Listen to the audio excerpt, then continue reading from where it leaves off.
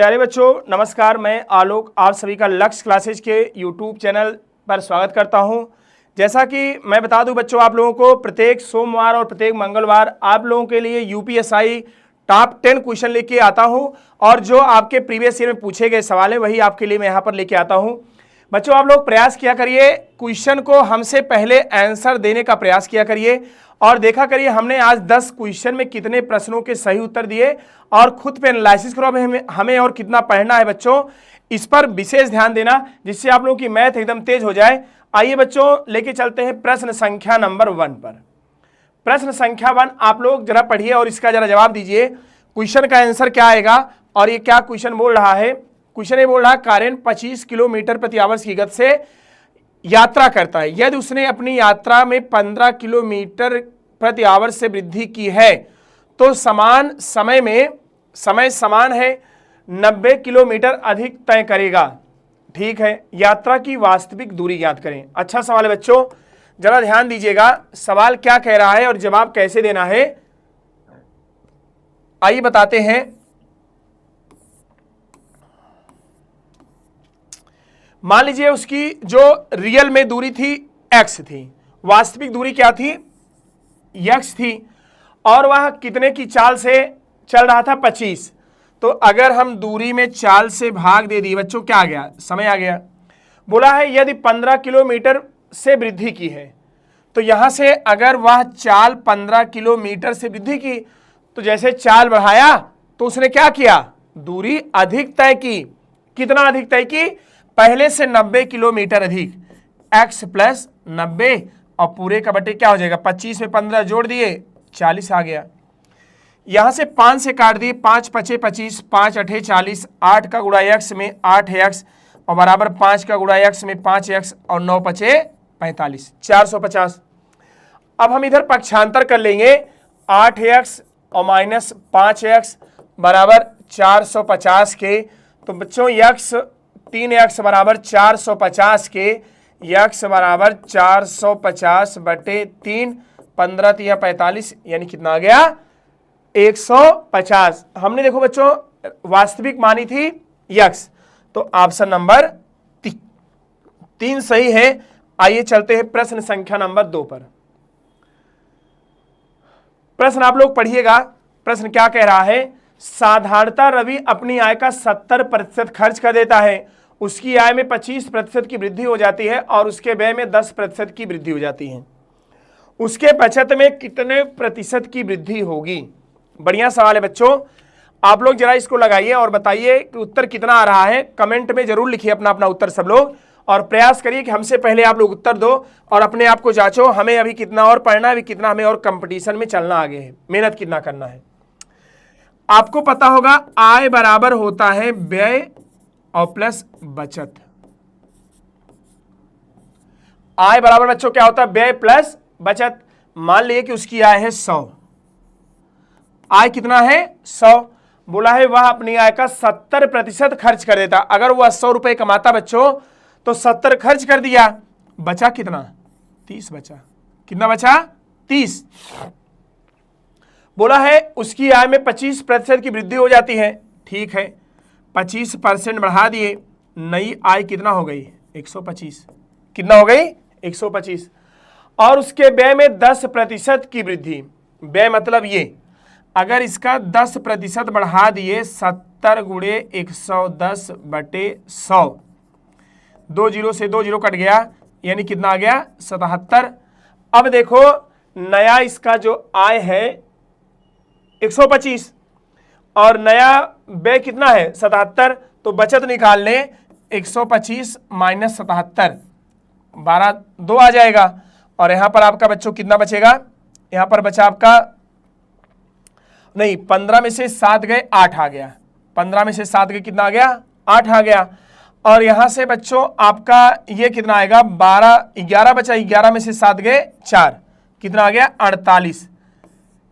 कितना बढ़ रहा है 18 और कितना परसेंट निकाल लो, 18 बटे 30 गुणे 100, 6 त्रिक 18, 6 पंचे 30, 5 विषा में 100, 20 तिहाई 60% बढ़ जाएगा।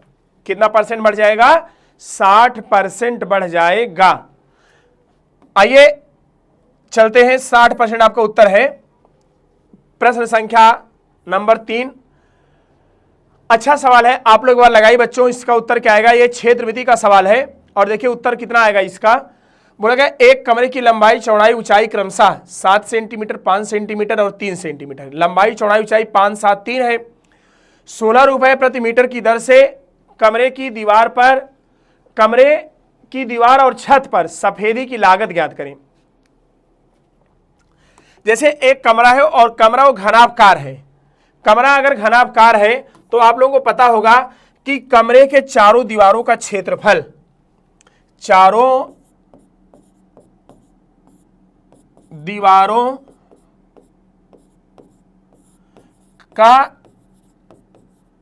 क्षेत्रफल और प्लस छत का क्षेत्रफल प्लस छत का क्षेत्रफल ज्ञात कर लो, क्योंकि हमें इस पर पता करना है सफेदी की लागत कितनी आएगी।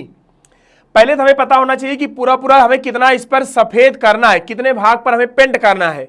तो पहले हमें इसका चाहिए क्षेत्रफल। अब आपको पता होगा कि अगर घनाभ है और घनाभ के चारों दीवारों का क्षेत्रफल पता करना है, एरिया पता करना है, तो ये होता है 2 ब्रैकेट में लंबाई प्लस चौड़ाई और इंटू ऊंचाई। अब देखो ये आपका छत है, छत ये आपका क्या है, आयताकार है, लंबाई और गुणे चौड़ाई।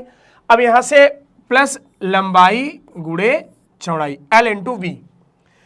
यहां से बच्चों ध्यान देना, लंबाई हमारी कितना है 7, चौड़ाई कितना है 5, ऊंचाई कितना है 3 और प्लस लंबाई गुणे चौड़ाई 7 गुणे 5, 2 गुणे 12 गुणे 3 और प्लस 35, तो 12 तिहाई 36 और 36 गुना 72, 12 तिहाई 36 और 36 गुना कितना होता है 72 और प्लस 35, यहां जोड़ देंगे तो 5 2 7 और 7 3 10, 5 2 7 और 7 3 10, ये आ गया टोटल, हमें क्षेत्रफल मालूम हो गया।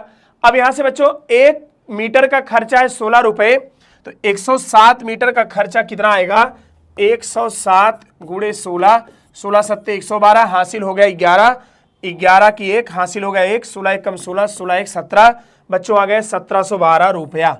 अच्छा सवाल था। आइए हम लोग चलते प्रश्न संख्या नंबर 4। एक पुस्तकालय में 30% पुस्तक हिंदी में, 20% अंग्रेजी में और 18% फ्रांसीसी में, शेष 28,800 पुस्तक क्षेत्रीय भाषा में है। पुस्तकालय में पुस्तकों की कुल संख्या क्या है। लगाइए बच्चों आप लोग, पुस्तकालय में कुल पुस्तकों की संख्या क्या होगी। तो पुस्तकालय में कुल पुस्तकों की संख्या क्या होगी, मान लीजिए कुल पुस्तक थी 100 थी और 100 में से 30% हिंदी की है, 20% अंग्रेजी, 30 प्लस 20 50 और प्लस 18 यानी कितना हो गया 68। अगर 100 में से 68 3 भाषा वाली हो गई तो शेष कितना होगी जो बच रही पुस्तक, तो वो हमारी होगी 100 माइनस 68 यानी बच्चों आ गया 32। कितना आ गया 32। अब यहां देखो 32% शेष भाषा की, उधर दिया है 288,000, एक का मान बच्चों आ जाएगा 288,000 बटे 32, 8 चौक 32, 8 त्रिक 24 और 8 छंग 48, चूंकि 24 4 28। अब इसको 4 से काटेंगे, 9 चौक 36 यानी कितना आ गया 900, और कुल हम माने थे 100, तो यहाँ 100 का मान बच्चों कितना आ जाएगा, यहाँ आ जाएगा 100 का मान 9 के पीछे 4 जीरो यानी 90,000। कितना आ गया 90,000। ऑप्शन नंबर ए इसका राइट आंसर है। आइए प्रश्न संख्या 5 पे चलते हैं। लगाओ बच्चों, आप लोगों से पूछा गया है मध्यानुपाती ज्ञात करें। तो मध्यानुपाती कैसे ज्ञात करते हैं आप लोगों को पता होगा, कोशिश करो कि आंसर आ जाए पहले ही।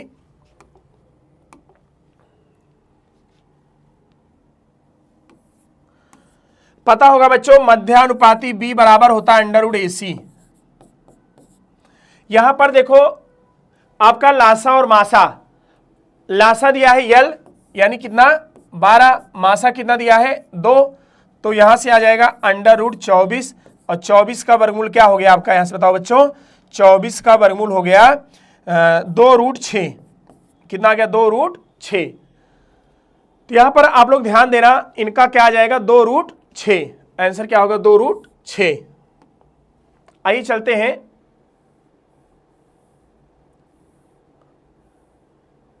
दो प्रत्याशियों के बीच हुए चुनाव में एक प्रत्याशी को कुल डाले गए मतों का 72% मत प्राप्त होता है। यदि कुल मत 1000 है तो विजेता कितने मत से चुनाव जीतता है, विजेता कितने मत से चुनाव जीतता है। यहां पर आपको ध्यान देना है कि विजेता कितने मत से चुनाव जीतता। लगाओ बच्चों आप लोग एक बार, इसका आंसर क्या आएगा आप लोग बताओगे तो हम लगाएंगे फिर से। जैसे यहां पर देखिए आप लोग, कुल मत है 100, कुल मत कितने हैं, 100% मत है। अब 72%, एक प्रत्याशी को 72% मत प्राप्त होता है। अगर एक को मिलेगा 72%, तो बताओ बच्चों दूसरे को कितना मिलेगा, 28%। अब यहां से पूछा गया है विजेता कितने मत से चुनाव जीता। भाई 28% चुनाव दोनों व्यक्ति पाए होंगे, जो जीता होगा वो 28% से ज्यादा पाया होगा। तो बच्चों पता करो कि 28% से कितना ज्यादा पाया है। 4 आ गया और यहां पर 2 आ गया, 44 आ गया। कितना आ गया, 44। चूंकि 4 ये हो गया और 4 ये हो गया, 44% इनके हार जीत का अंतर है। और इधर दिया 100% का मान दिया है 1000। 1% का मान आ जाएगा बच्चों 10, 44% का मान आ जाएगा 440। आइए चलते हैं प्रश्न संख्या नंबर 7। बच्चों लगाओ आप लोग, ये आपका डिस्काउंट का सवाल है। देखिए क्या आता है आंसर, कोशिश करो। एक दुकानदार को अपने माल पर क्रय मूल्य से कितना अधिक प्रतिशत अंकित करना चाहिए कि अंकित मूल्य पर 20% की छूट देने पर उसे 20% का लाभ हो। क्या हो, लाभ हो। आइए देखते हैं बच्चों हम लोग सवाल क्या कह रहा है और कैसे इसको हल करना है। मान लो वस्तु का क्रय मूल्य है 100 रुपए और बोला गया है वह 20% की छूट लेता है। चलो ठीक है,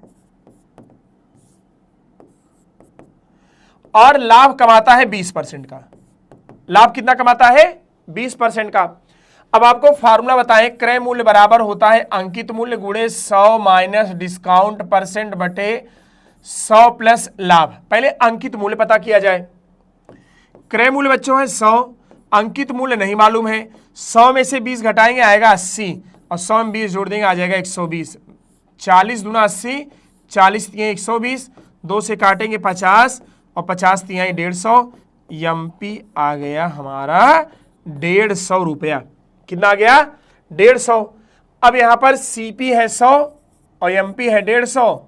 कितना ज्यादा है, 50% ज्यादा है। कितना ज्यादा है, 50% ज्यादा है। आइए चलते हैं सवाल नंबर आपका 8वां। पहले आप लोग बच्चों लगाओ, ये आपका साधारण ब्याज का सवाल है। देखिए इसका आंसर क्या आएगा और कैसे लगेगा। एक व्यक्ति द्वारा 6 वर्षों में 1000 रुपये मूलधन प्राप्त किया गया। साधारण ब्याज मूलधन का 60% है, तो ब्याज की वार्षिक दर क्या है। आपसे पूछा है ब्याज की वार्षिक दर। अब पहले आप देखना यहां पर क्या बोल रहा है। साधारण ब्याज जो है मूलधन का 60% है। पहले जो जो दिया है लिख दे रहे बच्चों। टाइम दिया है 6 वर्ष, प्रिंसिपल दिया है 1000।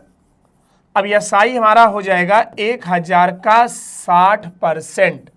1000 गुणे 60 बटे 100, ये कट गया हमारा, यानी आ गया 60 रुपए। और दर हमसे पूछ रहा है, तो आपको पता होगा एसआई बराबर होता है पीआरटी बाई 100। PRT by 100।